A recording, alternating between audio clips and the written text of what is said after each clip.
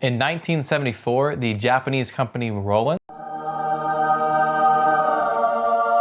started manufacturing guitar effects under the brand name Boss. Their first product was just called the Boss, or the B100, and this was a clip-on guitar preamp aimed at acoustic guitars. In 1976, they put out their first pedal for the electric guitar, which is the Boss CE1 chorus.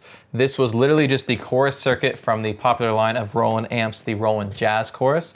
These amps are very well known today, and for very good reason. They sound awesome. Within just a year of that, in 1977, they started manufacturing a compact line of pedals in the format that we all know and love today. The original run of 6 pedals included the PH1 phaser, the CS1 compressor, as we have here, the OD1 overdrive, a parametric EQ called the SP1 Spectrum, the GE6, a 6-band equalizer very similar to the modern GE7 we have, and the TW1 auto wah. All of these pedals have now been discontinued and been replaced time and time again by newer products from the Boss line, but these iconic pedals are really what started it all. It's no secret that many boutique pedals of today were originally inspired by a lot of these original Boss pedals. If you play guitar and you use pedals, you've probably used or owned a Boss pedal. As of now, in 2024, Boss has made over 120 unique effects pedals in this compact format, and many of them have become very loved today. So with the 120 unique pedals, obviously there's many that are really popular that everyone knows about, such as like the DD3 or the DS1 or the OD1. But I think there's a lot of other really cool pedals that go a little unappreciated, and that's what I want to talk about today. Some of these pedals are unique designs, while some of them are just versions of a common pedal like a chorus that I think don't get as appreciated as other variants do. I think these are some cool pedals that shouldn't be overlooked. This is not a comprehensive list, of course. This is just 5 pedals that I noticed being a little less popular than others that I think are really cool. So with all that being said, we are now going to check out 5 pedals that I think deserve more attention than they get. My number 5 pedal is the Boss HF2 High Band Flanger. This pedal was originally made in Japan from 1985 to 1989 with a black label such as this one, and then production carried on in 1989 up to 1993 in Taiwan with a green label. So the BF2 obviously is quite popular, but the HF2 I think doesn't get as much attention. This is a pretty cool pedal. I like using it to get kind of more of like a lo-fi effect than a typical flanger would give. Got some cool vibes, let's check it out.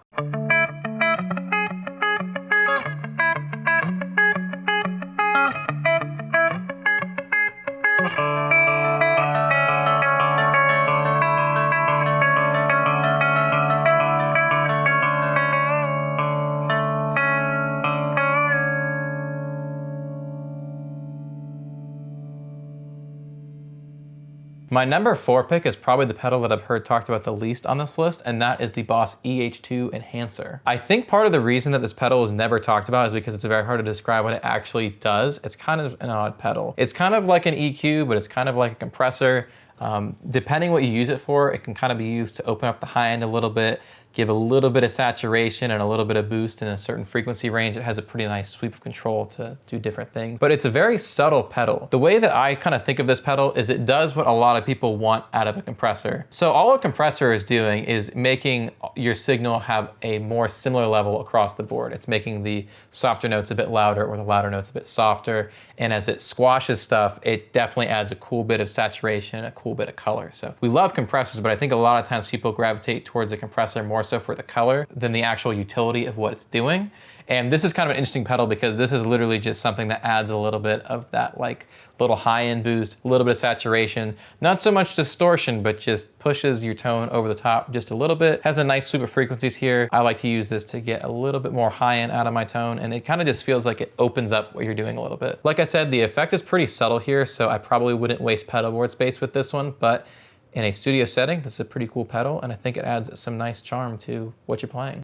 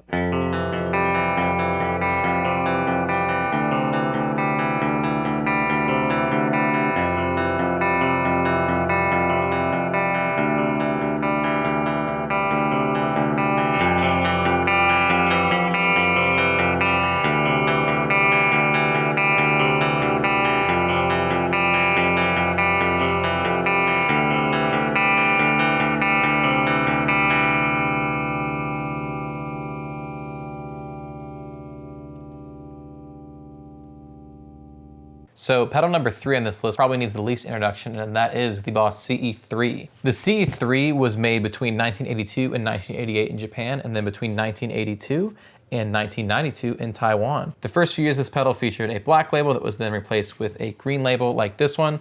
This one is both a green label and made in Japan, and then when production moved over to Taiwan, they kept the green label. We've had every single era of the CE3, and to be honest, I haven't really noticed a difference between any of them, so I back any version of the pedal that you come across. But yeah, these are very cool pedals. Everyone loves the CE2, everyone loves the CE5, but the CE3 for some reason just doesn't get that much attention. I think it sounds way more like the CE2 than the later CE5. Similar amount of controls, and this one you do have a stereo mode option that you don't get on the CE2, but otherwise it's pretty close. These go for literally half of what a CE2 would, so check this one out.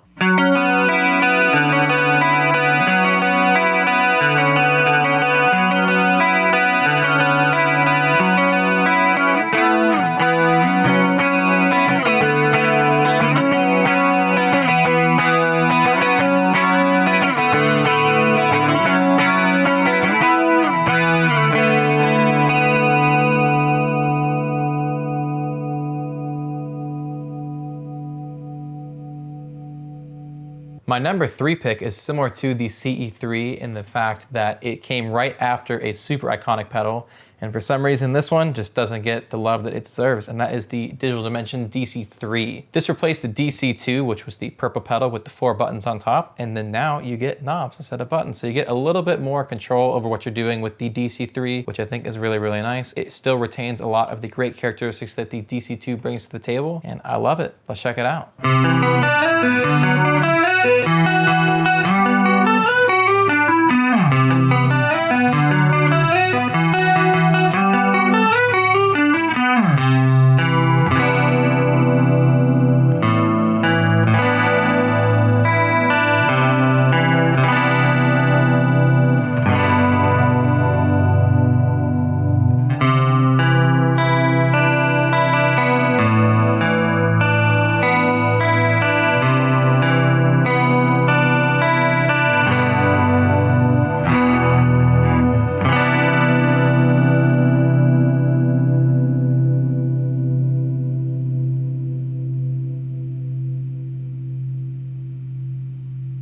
So before I get to my number 1 pick, I do have 2 honorable mentions, and once I show you guys, I think you'll see why they are honorable mentions. And that is the Boss NS2 noise suppressor and TU3 tuner. The TU2 is also great, but the TU3 is a little bit better. Growing up going to many shows, many DIY shows, one thing was prevalent, and that is a lot of bands were playing very out of tune. I used to joke that I was going to start a charity called Tuners for Locals, where I basically bought Boss TU2s and 3s and gave them to bands who did not have tuners. As I cannot tell you how many times I have been to a smaller show and the guitar or bass player just straight up did not have a tuner or was trying to get away with like a clip-on snark tuner, and it was just not working with them that night. I know it sucks. I know no one likes spending $50 to $100 on something that doesn't necessarily like change your tone, but I assure you that being in tune will do more for your tone than any other pedal on this list will. If you don't have a nice tuner on your board, please get one. The Boss ones are super simple, they're super affordable, and they do the trick. There's much more complex and expensive options like the Peterson that are also great, but listen, the Boss does the trick and it works great. Also got to show some love to the NS2. Also seen a lot of bands that would greatly benefit from an NS2, especially heavier bands playing with 5150 type amps. Run your guitar through this first, or even run this through the effects loop. It will do you wonders and you'll sound much tighter as a band, unless you're trying to sound like the Chariot.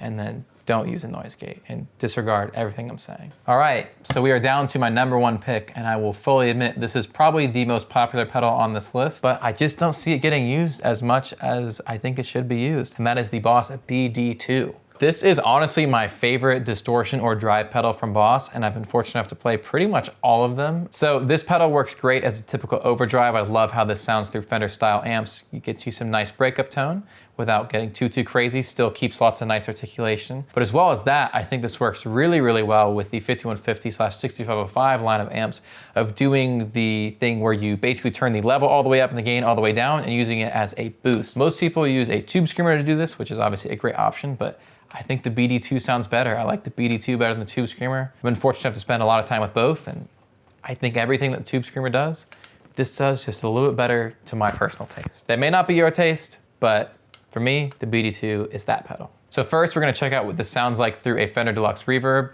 as an overdrive, and then we're gonna plug it into this 5150 and see what it sounds like as a boost.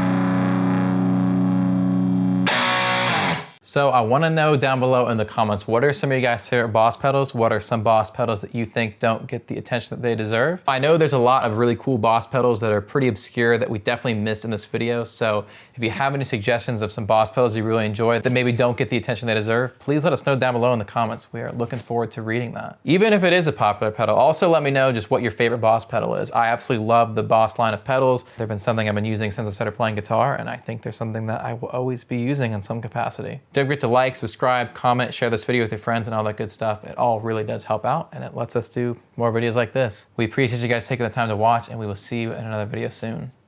Bye.